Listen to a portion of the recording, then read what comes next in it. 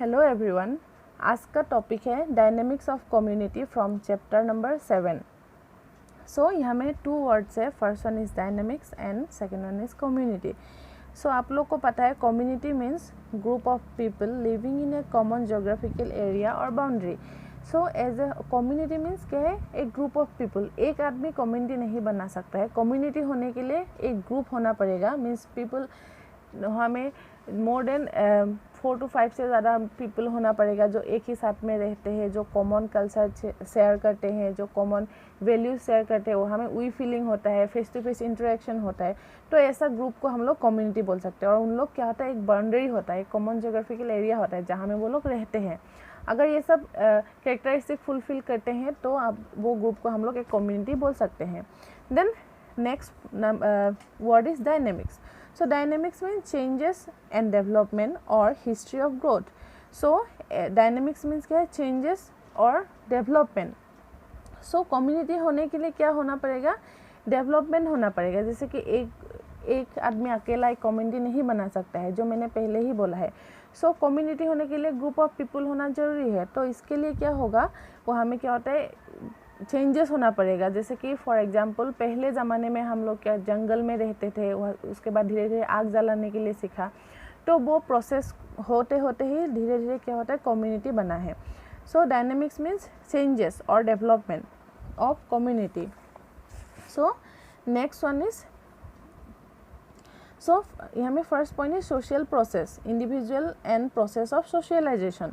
सो individual और socialization. So socialization means मैंने बोला है, सोशलाइजेशन मीन्स क्या है, जैसे कि फॉर एग्जांपल पहले ज़माने में हम लोग सपोज जंगल में रहते थे, धीरे धीरे आग जलाने के लिए सीखा है, उसके बाद तो वो एक जो प्रोसेस है धीरे धीरे उसके बाद सोशल हुआ है। जैसे कि हम लोग घर बनाने के लिए सीखा है, इंपॉर्टेंस ऑफ क्लोथिंग सीखा है। तो धीरे धीरे वो जो प्रोसेस है वो प्रोसेस को बोलते हैं सोशलाइजेशन। देन यहाँ में first point is individual, then rights of individual. So as a home human being क्या क्या राइट्स है। सो इंडिविजुअल और means as a human being तो हम लोगों का राइट्स है और क्या होता है, हक है। सो या जो टॉपिक है ह्यूमन राइट्स वो 19th सेंचुरी में फर्स्ट डिस्कस किया गया था। मीन्स फर्स्ट जो 19th सेंचुरी में ये जो इंडिविजुअल राइट्स है ये टॉपिक डिस्कस किया गया था।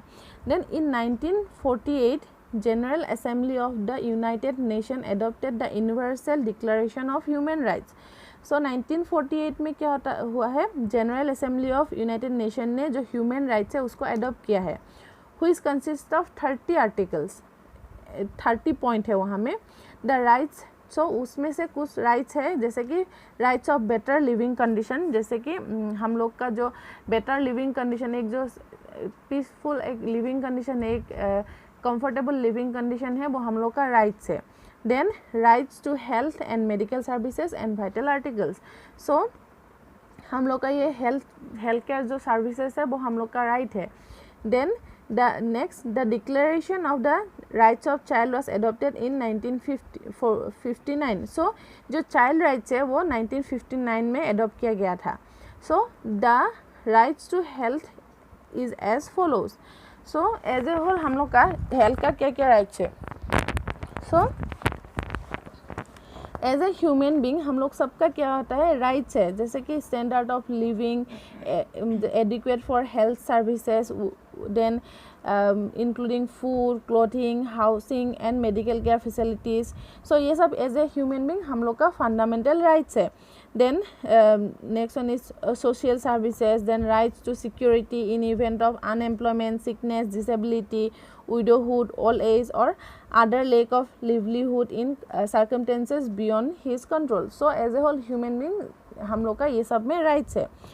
So motherhood and childhood are entitled to special care as assistance, and all children whether born in or out of wedlock shall enjoy the same social protection. So as a whole child का भी rights है। सो हम लोग का जो Indian constitution है, the constitution of India 7 broad categories में fundamental right को डिवाइड किया है हम लोग का इंडिया। सो हमें first point is the rights to equality. So हम लोग का एज ए ह्यूमन बीइंग हम लोग का फर्स्ट फंडामेंटल राइट है, एज ए इंडियन सिटीजन हम लोग का फर्स्ट फंडामेंटल राइट है the right to equality. Equality means gender equality, जैसे कि मैन एंड वोमेन उसको हम लोग डिवाइड नहीं करके as a whole, as a human being हम लोग का इक्वल राइट्स है। Then the rights to freedom of speech and expression. So हम लोग का कॉन्स्टिट्यूशन हम लोग का ये राइट्स प्रोवाइड करता है, ये हक प्रोवाइड करता है कि हम लोग का फीलिंग और स्पीच हम लोग शेयर कर सकते हैं, मीन्स बोल सकते हैं कि हम लोग का फंडामेंटल राइट्स है। Then the rights against exploitation.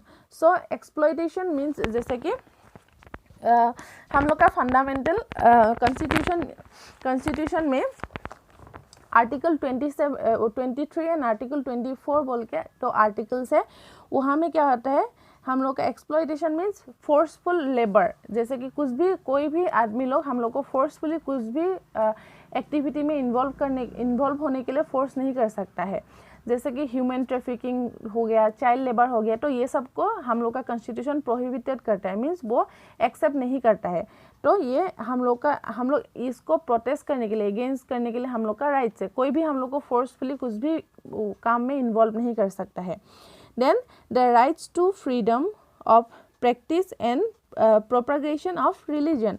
So as a Indian citizen हम लोग का ये राइट्स, जैसे कि आप लोग को पता है हम लोग का इंडिया में बहुत सारा रिलीजन है, जैसे कि Christian, Hindu, Jain, Buddhism etcetera and etcetera. So ये सब क्या होता है, so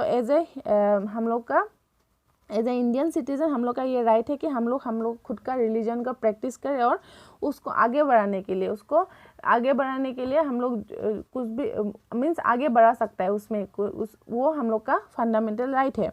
then the rights of minorities to conserve their the rights of minorities to conserve their culture. So हम लोग का जो न्यू जनरेशन है उन लोग का ये राइट्स है कि उन लोग का खुद का कल्चर वो लोग आगे बढ़ाए, मीन्स उसको मेंटेन करे, आगे बढ़ाए, डेवलप करे। Then next one is the rights to property. So हम लोग का इंडियन कॉन्स्टिट्यूशन हम लोग को ये राइट प्रोवाइड कर सकता है, ये हक प्रोवाइड करता है कि हम लोग कुछ भी प्रॉपर्टी खरीद सकता है या फिर बेच सकता है और खुद का प्रॉपर्टी खुद के साथ हम लोग रख सकता है, उसको क्लेम कर सकता है। Then the rights to means जैसे कि सपोज जैसे कि हम लोग का ऐसा होता है जनरेशन बाय जनरेशन कुछ भी प्रॉपर्टी हम लोग के साथ रख सकता है, जैसे कि फादर कोई प्रॉपर्टी मीन्स मालिक है तो वो फादर अगर डेथ हो जाएगा, एक्सपायर हो जाएगा, उसके बाद उसका सन वो प्रॉपर्टी का मालिक होगा। Then next one is the rights to constitutional remedies for the enforcement of fundamental rights. So जैसे कि हम लोग का कॉन्स्टिट्यूशन का कुछ रूल्स एंड रेगुलेशन है। So as a Indian citizen हम लोग वो रूल्स एंड रेगुलेशन फॉलो करना पड़ेगा, मीन्स हम लोग का जो भी जैसे कि कॉन्स्टिट्यूशन जो भी हम लोग के लिए प्रोवाइड करेगा, जो भी रूल्स रेगुलेशन हम लोग के लिए रखेगा, तो वो हम लोग एज ए इंडियन सिटीजन वो मेंटेन करना पड़ेगा।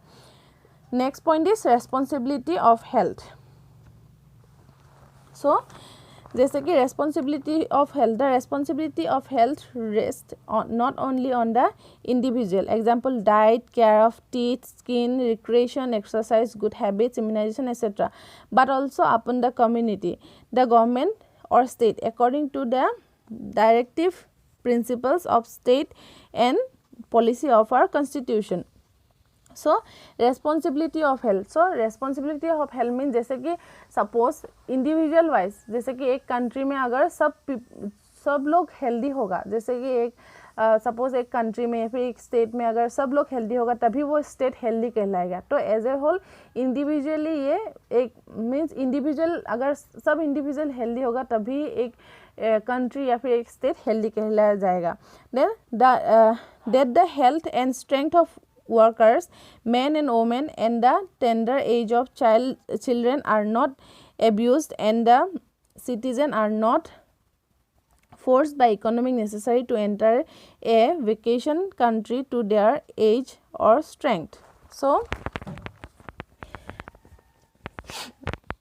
यहाँ में क्या होता है, जैसे कि मैंने पहले ही बोला है, जैसे कि एक अगर जैसे कि the health strength of workers, जैसे कि अगर वर्कर्स लोग हेल्दी होगा तभी क्या होगा, हम लोग का जो प्रोडक्शन है वो क्या होगा, इम्प्रूव होगा। Then men and women and जो भी चिल्ड्रन, जैसे कि हम लोग बोलते हैं कि हम लोग का चिल्ड्रन हम लोग का फ्यूचर है, तो अगर वो लोग ही हेल्दी होगा तो क्या होगा, हम लोग का देश धीरे धीरे क्या होगा, फ्यूचर हेल्दी होगा। देन